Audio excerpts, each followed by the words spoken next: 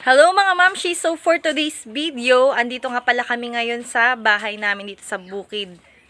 So tingnan nyo ang nangyari dito sa bahay namin dahil hindi na nga namin madalas mauwian. Parang almost 3 weeks nga kami hindi nakabisita dito kaya tingnan nyo naman ang nangyari. Dito, sa may kusina. Ayan mga mamshi, lumala na talaga ang sira. Yan. Yan. Tapos, dito naman sa may CR namin, grabe, nawarwak na talaga mga mamshi. Yan, no? Oh. Ganito talaga yung bahay kapag hindi na uuwian ng matagal. Tapos, ito naman, yung yero dito, nilagay na lang nung asawa ko dyan kasi warwak na rin talaga. Tsaka itong bubong dito. Grabe talaga. Tapos, papakita ko naman sa inyo itong aming balkon. Yung, kumbaga, yung mga tinatambayan namin, ganyan, nagiba na din. Kasi nga, madalang namin mauwi. Yan, ganyan na yung nangyari. Wala na siya, giba na siya. Ewan kung kailan pa namin ito mapapaayos. Ngayon lang kami nakauwi ng matagal dito mga mamshi. Kasi dati every 2 weeks or 1 week. 1 week nakakauwi naman kami. Ngayon, medyo matagal talaga, almost 1 month. Yan. Pinakuan nga lang ng asawa ko itong dingding dito oh. Kasi nga gibaan na din. Yan, mga naka-plastic pa rin naman yung mga gamit. Chantal. Anyways, thank you nga pala sa tiyo ko nagbigay nitong okra. May pang ulam kami ngayong umaga. Iba-iba naman talaga kapag andito sa bukid kaysa dun sa bayan kasi lahat sa bayan bili. Aahunin na natin kasi para makakain na tayo. Tinanghali na nga pala rin kami ng gising. Sabay na naman tuloy ang umagahan at tanghalian. Masarap to mga mamshi, lalagyan natin ng toyo, sausawan. Yan.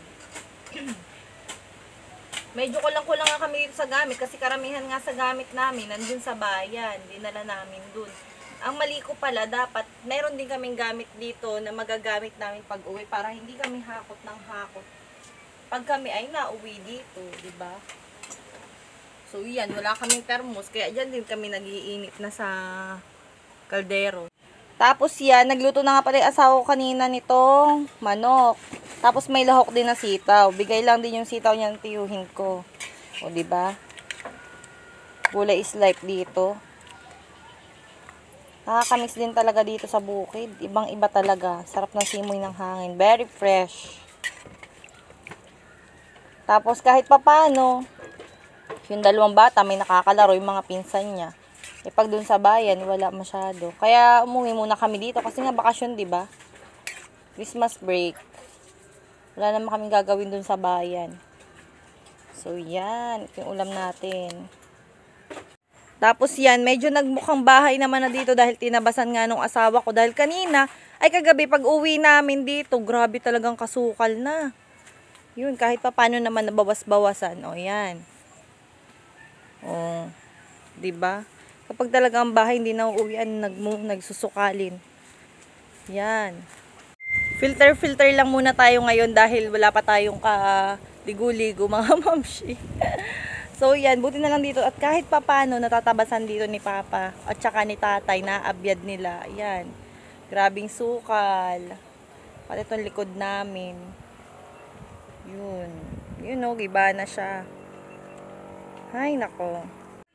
So, yan. Ito yung pagkain namin ngayon. Umagahan, tanghalian na. Itong gabi, tira pa namin to kagabi. Ay, kahapon. Dala pa namin galing bayan. Yan, okra, tapos adobo. So, yan. Tara, kain na tayo. Kanino to pagkain? So, yan. Kain na kami. Okra.